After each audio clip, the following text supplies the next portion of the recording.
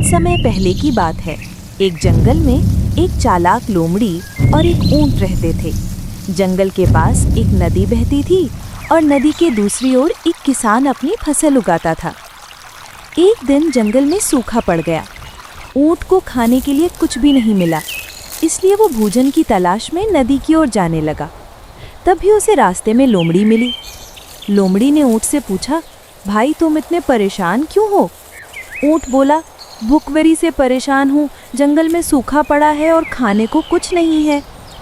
लोमड़ी बोली, मुझे भी भूख लगी है, लेकिन क्या करें? इतने में चालाक लोमड़ी के दिमाग में एक तरकीब आई। वो बोली, क्यों ना हम उस नदी को पार करके किसान के खेत में चलें? मैंने सुना है कि वहाँ बहुत सारी हरी भरी ताज़ी सब्जियाँ उग रही हैं। चलो वहीं जाकर पेट भरते हैं। ऊंट को ये बात बहुत अच्छी लगी। उसके मुंह में पानी आ गया और उसने तुरंत हाँ कर दी। फिर लोमड़ी बोली, मैं नदी पार नहीं कर सकती क्योंकि मेरे पैर छोटे हैं। ऊंट ने कहा, तो तुम मेरे ऊपर बैठ जाओ, हम दोनों नदी पार कर लेंगे। लोमड़ी ऊंट की पीठ पर बैठ गई और दोनों नदी पार करके किसान के खेत में पहुंच गए। वहां पहुंचकर लोमड़ी जल्दी जल्दी सब्जियां खाने लगी। ऊंट आराम से धीरे धीरे खा रहा था।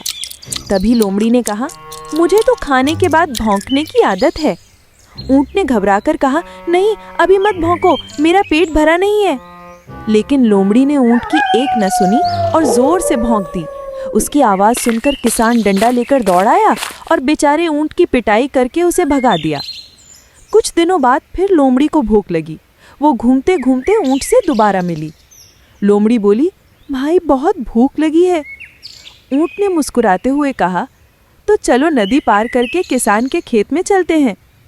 लोमड़ी मान गई और फिर से ऊंट की पीठ पर बैठ गई। जब ऊंट नदी के बीच में पहुंचा तो वो बोला, मुझे तो नहाने की आदत है।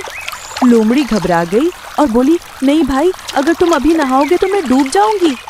लेकिन इस बार ऊंट ने लोमड़ी की एक न सुनी और नदी में जोर से गोता लगा दिया। लोमड़ी पानी में डूबकर मर गई और ऊंट सुरक्षित नदी पार करके खेत की ओर चला गया। कहानी से शिक्षा, जैसा करोगे वैसा भरोगे। दूसरों को धोखा देने वाला अंत में स्वयं अपने धोखे का शिकार होता है।